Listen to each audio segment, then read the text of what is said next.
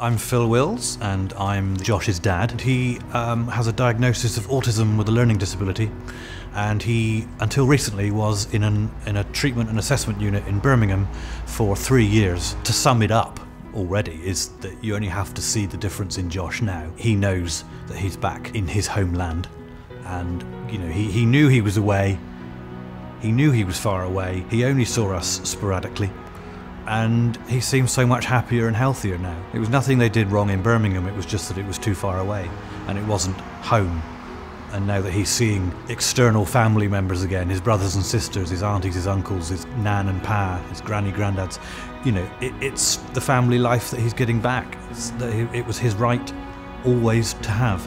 And he looks better. And people that don't even know Josh, that follow him on Facebook or Twitter, they can see the difference as well. And for me, that sums it up.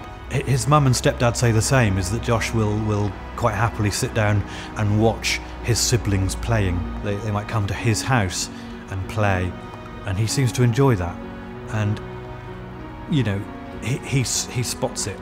He spots that they're his siblings, his blood relations, his extended family. Josh had a relationship with his carers in Birmingham. We were lucky in that respect. It was never easy leaving him behind, but when I saw Josh snuggle into one of his carers as I left him, that's the image I took with me. But it could have been a lot worse. I mean, leaving him behind, like I said, was never easy.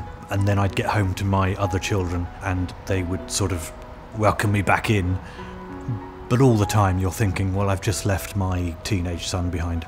But he sort of coped with it in his own way by choosing carers to sit with. Where Josh is now in Cornwall, the care provider have got their own school, small school, but Josh goes there now for 4 hours a day, 5 days a week. And he's really knuckling down and trying to concentrate, and the carers come with him, and the environment is better. The care team in Cornwall have spent months and months creating the environment based on what they know about Josh and what they've asked us about. So environment is a huge aspect of what happens. It's got to be thought of really carefully and planned out well in advance and ready to go from the day that they return home, which indeed for Josh it was. The staff support Josh in a physical way, an emotional way, a loving way. I would love to think of them as Josh's family. Empowerment to me was overall empowerment for Josh, for his voice to be heard. He can't speak for himself, only through actions. And it was his actions in the first place that got him into this. His self-harm, his injuries. But we spoke for Josh. His parents, his step-parents, his family, we spoke for all them on behalf of Josh when he wanted to come home. So far away from home. I'd do it again tomorrow if it meant the best for Josh.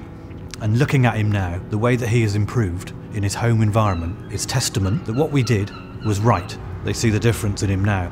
And I say, well, everyone who helped us give Josh a voice helped put that sparkle back in his eyes.